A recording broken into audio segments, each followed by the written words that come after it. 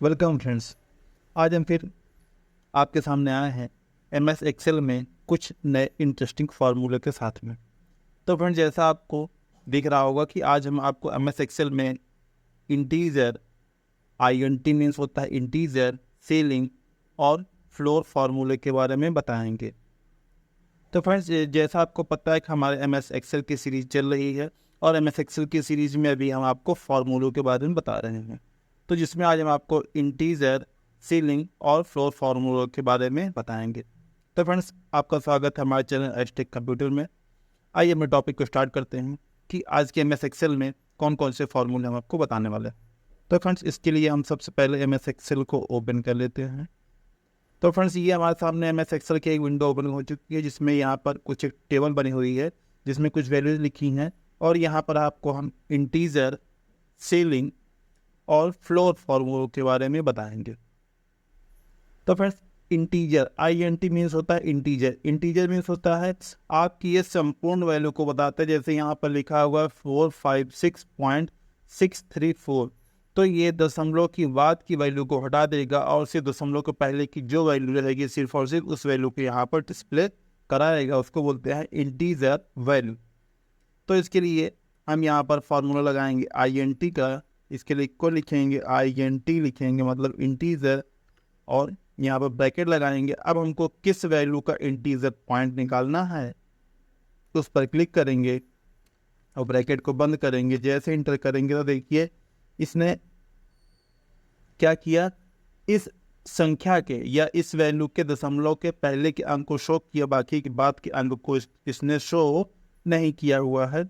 हम एक और निकाल लेते हैं INT, फिर से नंबर दे देते हैं, ब्रैकेट बंद, और ये देखिए तो ये क्या कर रहा है, ये दशमलव के पहले की संख्या जो भी है उन संख्याओं को शो कर रहा है, बाकी दशमलव के बाद की जितनी भी संख्याएं हैं उन सभी को हटा दे रहा है। इसका यूज होता है जैसे हमारे पास कोई भी वैल्यू है, नंबर्स है, उसमें बहुत ज़्यादा दशमलव के बाद पॉइंट्स आ रहे हैं और हमको सिर्फ और सिर्फ दशमलव के पहले यानी इंटीजर्स वैल्यू को ही शो करानी है, उसी का हमको रिजल्ट देना है या आंसर देना है।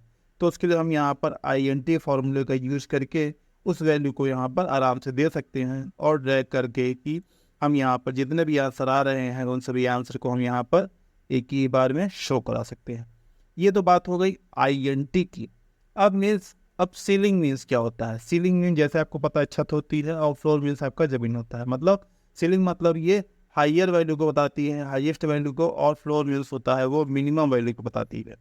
यानी सीलिंग मीन्स क्या हुआ, जैसे यहाँ पर कोई भी वैल्यू है, हम चाहते हैं कि ये वैल्यू हमको ऐसी चाहिए जो हम किसी भी संख्या से डिवाइड करें तो वो संपूर्ण डिवाइड हो जाए, जिसका आंसर पॉइंट में ना आए, तो उसको हम लोग बोलते हैं सीलिंग। यानी वो हाईएस्ट वैल्यू तो दिखाएगा और फ्लोर वही लोवेस्ट वैल्यू तो दिखाएगा। तो आइए सीलिंग को समझते हैं एक एग्जाम्पल के माध्यम से। यहाँ पर हमने लिखा सीलिंग,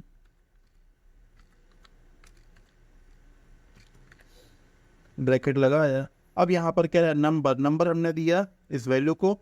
अब यहाँ पर कॉमा कर कह रहा है सिग्निफिकेंस। सिग्निफिकेंस में आपको जिस वैल्यू से इसको मल्टीप्लाई कराना और डिवाइड कराना है उस वैल्यू को हम यहाँ पर देंगे। तो ये उस वैल्यू की हाईएस्ट वैल्यू जो भी होगी उस वैल्यू को यहाँ पर दे देगा। जैसे हमने यहाँ पर दिया 3, यानी अब ये हाईएस्ट वैल्यू, ये जो वैल्यू है इसके हिसाब से हाईएस्ट वैल्यू को यहाँ पर दे देगा कि उसका रिजल्ट क्या आएगा। अब जैसे हम यहाँ पर इंटर करते हैं तो देखिए ये इसकी हाईएस्ट वैल्यू आएगी 459, यानी 459 को आप 6 से डिवाइड करेंगे तो उसका जो आंसर आएगा वो संपूर्ण इंटीजर में आएगा, उसमें पॉइंट या दशमलव की कोई भी संख्याएं नहीं आएंगी। इसी हिसाब से हम अगले पॉइंट को करके देखते हैं, सीलिंग, फिर ब्रैकेट लगाया हमने, अब इस वैल्यू को दिया, फिर कॉमा किया, और अब हमने यहाँ पर दिया, फिर से दिया 3। अब हम यहाँ पर 4 देकर देख देते हैं। हमने 4 दिया और अब हमने यहाँ पर किया इंटर। तो अब देखिए इसने इस वैल्यू को यहाँ पर 479 था, इसने इस वैल्यू को सीलिंग अपर करके बता दिया 480। तो इस हिसाब से हम सीलिंग के माध्यम से अपर वैल्यू को या हाईएस्ट वैल्यू को यहाँ पर निकाल सकते हैं। अब हम इसको यहाँ से ड्रैग करना चाहते हैं तो हमने इसको यहाँ से ड्रैग कर दिया। तो अब ये उन सभी वैल्यू को बता देगा जो ये हाईएस्ट वैल्यू होंगी इन सभी को, कि वो 4 डिवाइड होने पर इंटीजर आपका समपूर्ण संख्या आएगी, वो दशमलव के बाद की संख्या नहीं आएगी। अब हम चलते हैं फ्लोर की तरफ। फ्लोर मीन्स होता है डाउन की तरफ। तो अब हम यहाँ पर लिखते हैं फ्लोर। फ्लोर लिखने के बाद हम ब्रैकेट लगा देते हैं और अब हम यहाँ पर फिर से वैल्यू देते हैं और हम यहाँ पर फिर से वही वैल्यू देते हैं 3। अब जब हम इंटर करेंगे तब देखिए इसने सिर्फ 4, 5, 6 को दिया, यानी ये इसकी मिनिमम वैल्यू है कि 3 से भाग देने पर अब इसमें आपका ये संपूर्ण इंटीजर आएगा। जो वैल्यू आएगी वो संपूर्ण इंटीजर में होगी, वो पॉइंट में नहीं आएगी। ये होता है फ्लोर। इसी हिसाब से हम नीचे वाली वैल्यू को देख लेते हैं। हमने फिर से दिया फ्लोर और फिर हमने ब्रैकेट लगाया। अब हमने इस वैल्यू को दिया। अब हम यहाँ पर कर देते हैं 4 और इंटर। तो अब देखिए अब इसने 479.324 को हटाकर किसने वैल्यू दिया 467, यानी अब इस वैल्यू को अगर हम 4 डिवाइड करेंगे तो जिसका आंसर आएगा वो इंटीजर में आएगा और उसके बाद वो वैल्यू नहीं आएगी, यानी इसके बाद की जो वैल्यू आएगी वो दशमलव में नहीं आएगी, इसमें संपूर्ण इंटीजर आएगा। और इसको भी हम यहाँ से ऐसे ड्रैग कर लेते हैं तो अब ये वैल्यू हमारी यहाँ पर आ जाती है। लेकिन फ्रेंड्स इंटीजर वगैरह का यूज़ हम कहीं पर भी और कर सकते हैं। जैसे यहाँ पर हमने लिख दिया 44,000 कुछ भी लिख दिया और इस वैल्यू को हम चाहते हैं कि हम 10 से डिवाइड या 15 डिवाइड करना चाहते हैं, तो उसमें सीलिंग क्या आए। पहले हम फॉन्ट को थोड़ा सा बड़ा कर लेते हैं।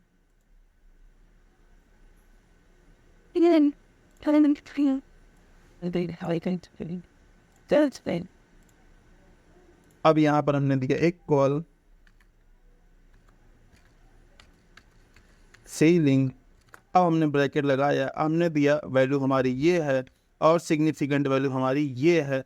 अब जब हम यहाँ पर ब्रैकेट बंद करके इंटर करेंगे तो ये देखिए ये वैल्यू हमारी 44854 से बढ़कर की आ गई 44865। इसी हिसाब से हम फ्लोर निकालना चाहते हैं तो यहाँ पर हम लिखेंगे, इसके भी साइज को थोड़ा सा बढ़ा लेते हैं, फॉन्ट साइज बहुत छोटा है। टिक को लिखेंगे,